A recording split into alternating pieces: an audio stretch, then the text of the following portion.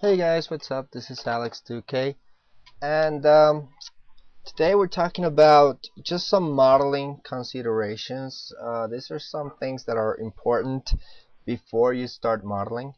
We'll talk about, the polygons, quads, tris, and n-sided polygons, and we'll also talk about some of the basic idea of edge flow and form.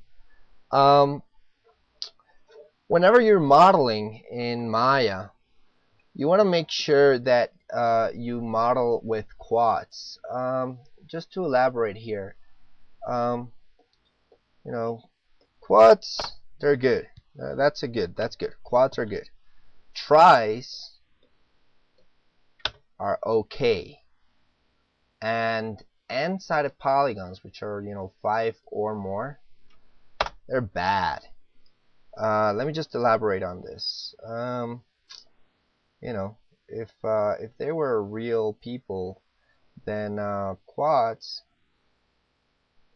they're good. Tris are okay,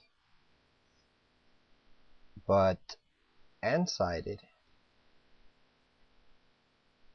are bad. They're bad people. You want to stay away from n-sided polygons. Now, if that doesn't make my point, let me just make my point here. Quads are good. See, they're happy. N-sided tris are okay. They're like, yeah, I don't know, maybe, maybe not. And n-sided polygons, they're bad. So, just make sure you don't get people mad and then you get yelled at because you had an n-sided polygon, and then they're going to be yelling at you, and you want to avoid that conflict. Conflict is bad, and n-sided polygons are bad too. Mainly because there's a lot of reasons. They don't deform correctly, they can become annoying, and if you do take this into something like ZBrush, having n-sided polygons will be a bitch. Then ZBrush is gonna be, oh, I don't like you. So just make sure that you try and model everything quads. That would be ideal. But if you have a try here and there, that is okay. Like I said, tries are okay. Alright? So just remember, quads are good, tris are okay, and n-sided polygons are bad. Now, as far as the second part of this tutorial, which is keeping in mind form, let me just open here an image of Rudy's face here from the front. Let's open with Photoshop.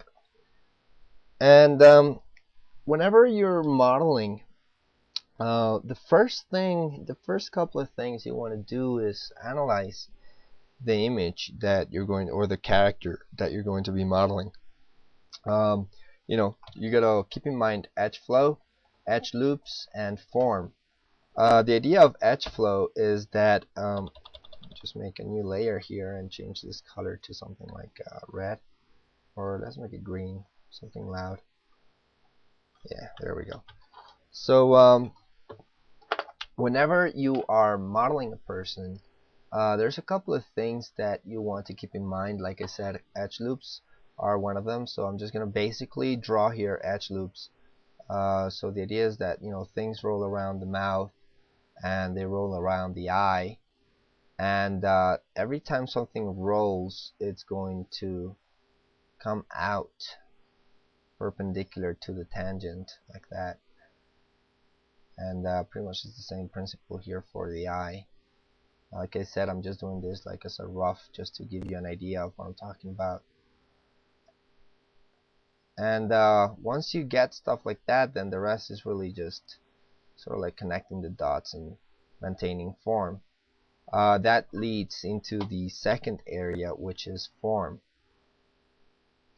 Edge loops are going to be different on each person. Each one has their own particular details, and their forms are always going to be different. So it's a good idea to analyze a mesh before you actually start working on it, trying to figure out like how the contours flow for the for the lips and for the nostrils and even the overall shape of the eye.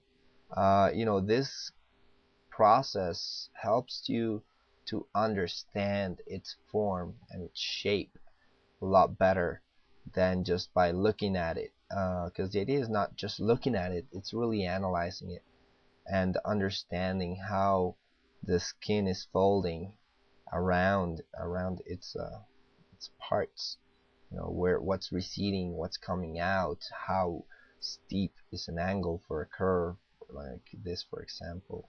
That would be kind of steep right there, versus here where it's more subtle flow. So the idea is to try and really sit down for a moment and analyze the form that you're trying to do, not just its bone structure, but also its skin structure and its muscle structure. You really want to see how things are going and how will it be deforming, because depending on how it will be deforming, you will be modeling your edge flows. So that's pretty much the basic foundation for this, is really trying to understand edge flow and how it's flowing around that particular character or mesh that you're doing, so you can understand it a little bit better.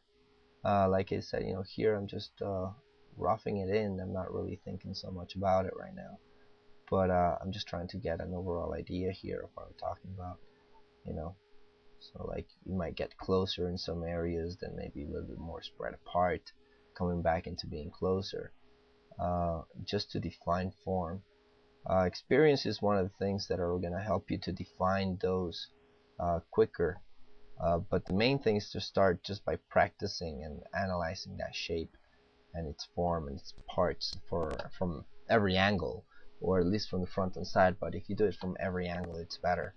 The more acquainted you are with the shape, then the better your final sculpt will be.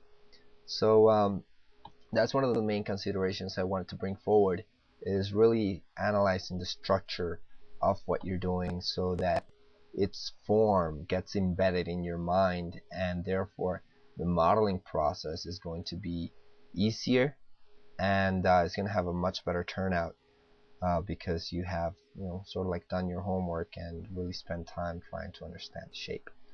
Right? So until next time, for now, just go ahead and practice and try and do exercises like this, following the contours, following the shapes, understanding the muscles where they are. You really need to understand anatomy so that you can see where things are going to be folding and where it's going to be heading to. Alright, so until next time, my name is Alex2K, and I'll see you. Bye bye.